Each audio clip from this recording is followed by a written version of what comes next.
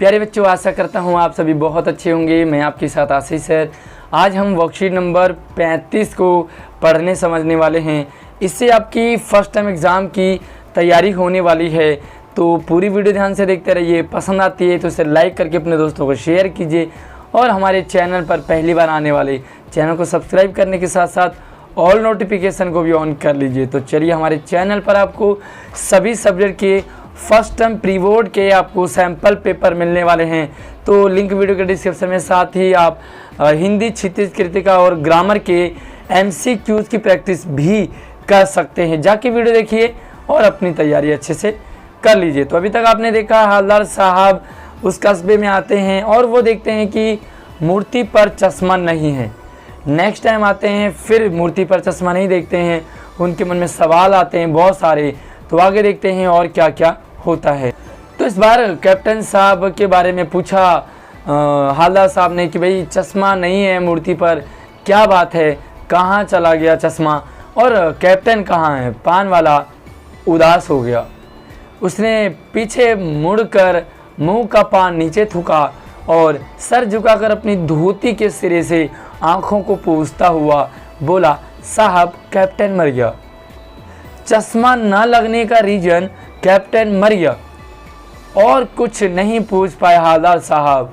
कुछ पल चुपचाप खड़े रहे, फिर पान के पैसे चुकाकर जीप में आ बैठे और रवाना हो गए। हवलदार साहब भी दुखी हो गए, मायूस हो गए और उन्हें भी हवलदार कैप्टन के मरने पर बड़ा अफसोस हो रहा था। बार बार सोचते क्या होगा उस कौम का जो अपने देश की खातिर घर गृहस्थी, जवानी, जिंदगी सब कुछ होम कर देने वालों पर भी हंसती है और अपने लिए बिकने की मौके ढूंढती है। हवलदार साहब वापस आए, अपनी जीप पर बैठे और अपने घर की तरफ रवाना हो गए। सोचने लगे क्या होगा उस कौम का, उस देश का, उस वतन का, उस धरती का जिसमें लोग अच्छे काम करने वाले के ऊपर भी हंसते हैं, जो अपनी घर गृहस्थी, जवानी, जिंदगी सब कुछ देश के लिए न्यौछावर कर देता है। लोग उसके ऊपर हंसते हैं। पान वाला यहाँ पर हंसता है कैप्टन के ऊपर। तो नेताजी यही सोचते हैं कि पान वाले लोग हमारे देश में आज भी बहुत हैं, हर जगह हैं, और कैप्टन वाले लोग भी जो बहुत कुछ करते हैं अपने देश के लिए, लेकिन लोग फिर भी उनके ऊपर हंसते हैं, उनके ऊपर आरोप लगाते हैं। हाल ही में आपने देखा सोनू सूद के बारे में, जिसने कि कितनी मदद करी लोगों की इस लॉकडाउन में, कोरोना काल में। लोगों को घर पहुंचाया, प्रवासियों को खाना खिलाया और क्या क्या नहीं किया, लेकिन फिर भी CBI का, फिर भी इनकम टैक्स का छापा लगा सोनू सूद पे। तो आप मुझे बताइए कि ये कितना सही है, कितना गलत है। तो जो लोग अच्छा करना चाहते हैं उनको अच्छा करने नहीं दिया जाता, लोग हंसते हैं और खुद के बिकने के मौके ढूंढती है। अगर खुद कुछ भी गंदा काम करने के लिए तैयार हो जाते हैं जिस पे कि पैसे मिल रहे हों। दुखी हो गए हवलदार साहब।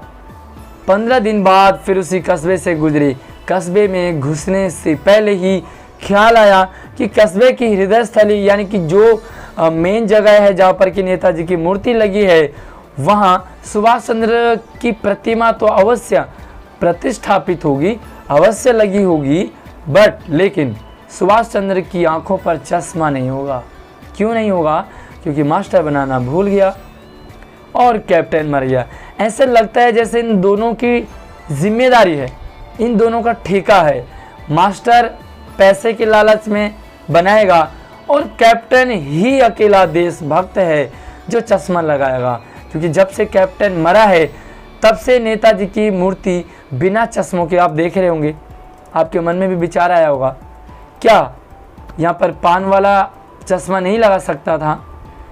क्या यहाँ पर हवलदार साहब स्वयं चश्मा लगा सकते थे? बताइए, क्या उस इलाके में और कोई दूसरा कैप्टन नहीं था, या सारे कैप्टन मर गए थे, सारे देशभक्त मर गए थे? अगर वहाँ पर रूटीन है कि चश्मा लगेगा तो चश्मा लगाना चाहिए, लेकिन लोगों के अंदर इतनी देशभक्ति है ही कहाँ। सोचे वहाँ रुकेंगे नहीं, पान भी नहीं खाएंगे, मूर्ति की तरफ देखेंगे भी नहीं, क्योंकि फील होगा, दुख होगा, सीधे निकल जाएंगे। ड्राइवर से कह दिया चौराहे पर रुकना नहीं है, आज बहुत काम है, भी काम का बहाना बना करके वहाँ पर रुकूंगा तो मुझे याद आएगी, पान आगे कहीं और खा लेंगे। लेकिन आदत से मजबूर, क्या करूं मैं तो आदत से मजबूर। आदत से मजबूर है। हम भी बहुत सारे ऐसे काम करते हैं, उन्हें देख ही लेते। रास्ते चलते चलते देखोगे, कभी आपके घर आसपास में कोई ऐसा सीन होता है, कोई ऐसी पिक्चर होगी, कोई ऐसा हो रहा होता है, आप चाहते हैं मैं उसे ना देखूं, लेकिन आपकी नज़र, आपका ध्यान उधर चला जाता है। मुझे कमेंट करके ज़रूर बताएं अपना एक्सपीरियंस, जहां पर आपका ध्यान ना चाहते हुए भी बार बार जाता है। वीडियो को रोकने के बाद अपना एक्सपीरियंस ज़रूर कमेंट में रखेंगे। आंखें चौराहे आते ही मूर्ति की तरफ उठ गई। कुछ ऐसा देखा कि चीखे, रोको। जीप स्पीड में थी, क्योंकि हवलदार साहब ने कहा था कि रुकना नहीं है। ड्राइवर ने जोर से ब्रेक मारे, रास्ता चलते लोग देखने लगे। जीप ना रुकते हवलदार साहब फटाक से जीप से उतरे, तेज कदमों से मूर्ति की तरफ लपके और उसके ठीक सामने खड़े होकर अटेंशन हो गए, सैल्यूट करने लगे मूर्ति को। मूर्ति की आंखों पर सरकंडे से बना छोटा सा चश्मा लगा हुआ था, जैसे छोटे बच्चे बना लेते हैं। ये चश्मा छोटे बच्चों ने बनाया है। बड़ों को इतनी देशभक्ति नहीं, बड़ों को चुगली करने से, बड़ों को दूसरों की बुराई करने से, बड़ों को नीच काम, उल्टे काम करने से फुर्सत कहाँ, जो ऐसे अच्छे काम करेंगे। हवलदार साहब भावुक हो गए, इमोशनल हो गए। बच्चे भी इस काम को कर सकते हैं और आने वाली पीढ़ी में देशभक्ति की भावना है, इतनी सी बात पर उनकी आंखें भर आई और वो इमोशनल हो गए। सोचने लगे कि देशभक्ति अभी भी बची हुई है, बड़ों में ना सही लेकिन बच्चों में भी। प्यारे बच्चों, छोटा लेवल हो, हम अपनी देशभक्ति दिखा सकते हैं। ज़रूरी नहीं देशभक्ति हमने आर्मी ज्वाइन करके, पुलिस ज्वाइन करके या समाज सेवी बनना है। हम अपने लेवल पर अपने स्कूल की लाइट बंद करके, जब भी आप स्कूल से जाते हैं लाइट बंद कर दीजिए, पंखा बंद कर दीजिए।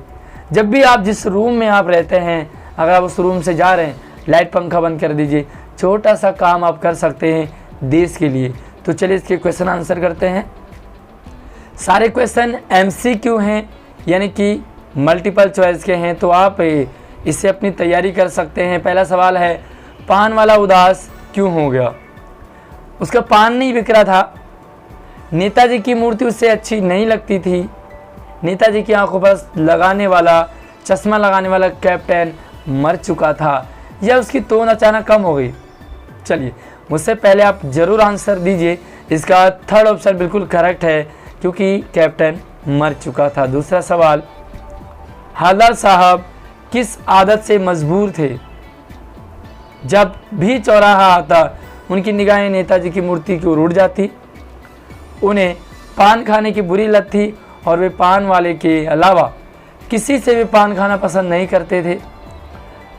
हवलदार साहब बार बार नेताजी की मूर्ति के सामने खड़े होकर राष्ट्रगान गाते थे, या बातों को भूल जाने की उनकी आदत थी।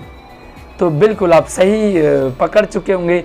इसका फर्स्ट ऑप्शन बिल्कुल करेक्ट है। जब भी वो चौराहा आता तो नेताजी की मूर्ति की तरफ वो देख ही जाते। इसी के कारण उन्होंने जो इस बार भी जब कहा कि नहीं देखना है, लेकिन फिर भी देख ही पड़े। तीसरा सवाल है, कस्बे से गुजरते समय हवलदार साहब को मूर्ति में ऐसा क्या दिखा कि वे चीख पड़े? मूर्ति टूटी हुई थी, मूर्ति पर चश्मा नहीं था, मूर्ति गंदी थी, या मूर्ति पर सरकंडे का चश्मा लगा हुआ था? तो क्या था ऐसा जिसके कारण हवलदार साहब चीख पड़े? तो हाँ, आंसर आपको आ गया होगा। इसका सबसे लास्ट वाला ऑप्शन बिल्कुल करेक्ट है। मूर्ति पर सरकंडे का चश्मा लगा था तो वे चीख पड़े एकदम से। चौथा सवाल है, बच्चों द्वारा नेताजी की मूर्ति पर सरकंडे का चश्मा लगाना क्या संदेश देता है? देश की भावी पीढ़ी में भी देशभक्ति की भावना है। सभी देशवासियों को अपने मन में देश प्रेम और देशभक्ति को बहुत प्रबल रूप से समाये रखना है। देशभक्ति समय आने पर स्वयं उमड़ कर बाहर आ जाती है या उपयुक्त सभी। चलिए आंसर आ गया होगा आपका। इसका जो करेक्ट आंसर है वो है फर्स्ट वाला कि देश के भावी पीढ़ी में भी देशभक्ति की भावना है। इसका सबसे लास्ट सवाल है, हृदयस्थली शब्द का क्या तात्पर्य है? हृदयस्थली का क्या मतलब है? हृदय में स्थान, प्रमुख स्थान, बीच में या दिल में? चलिए इसका आंसर नॉर्मली तो दिल में होता है। हृदयस्थली यानी कि हमारा ये जो दिल है उसे हम हृदयस्थली कहते हैं, लेकिन इस पैसेज के अकॉर्डिंग प्रमुख स्थान को हम हृदयस्थली कहेंगे, क्योंकि नेताजी की मूर्ति उस कस्बे के हृदयस्थली में थी, यानी कि प्रमुख स्थान में था, मेन जगह में था। तो ये थी आज की वर्कशीट। आई होप आपको अच्छे से समझ आया होगा। कितने बच्चों ने मुझसे पहले आंसर दिए थे इस चैप्टर के? मुझे लगे कि आपको चैप्टर अच्छे से समझ आ गया। तो आज हमारा नेताजी का चश्मा चैप्टर कंप्लीट हो गया है। अगली वर्कशीट हमारी नेक्स्ट दूसरे चैप्टर की आएगी। वीडियो को लाइक कीजिए, शेयर कीजिए, और नेक्स्ट संडे की क्लास में आप क्या पढ़ना पसंद करेंगे मुझे कमेंट करके ज़रूर बताएं लाइव क्लास में। और ज्वाइन करने के लिए सब्सक्राइब करने के साथ साथ ऑल नोटिफिकेशन को ऑन कर लीजिए। धन्यवाद।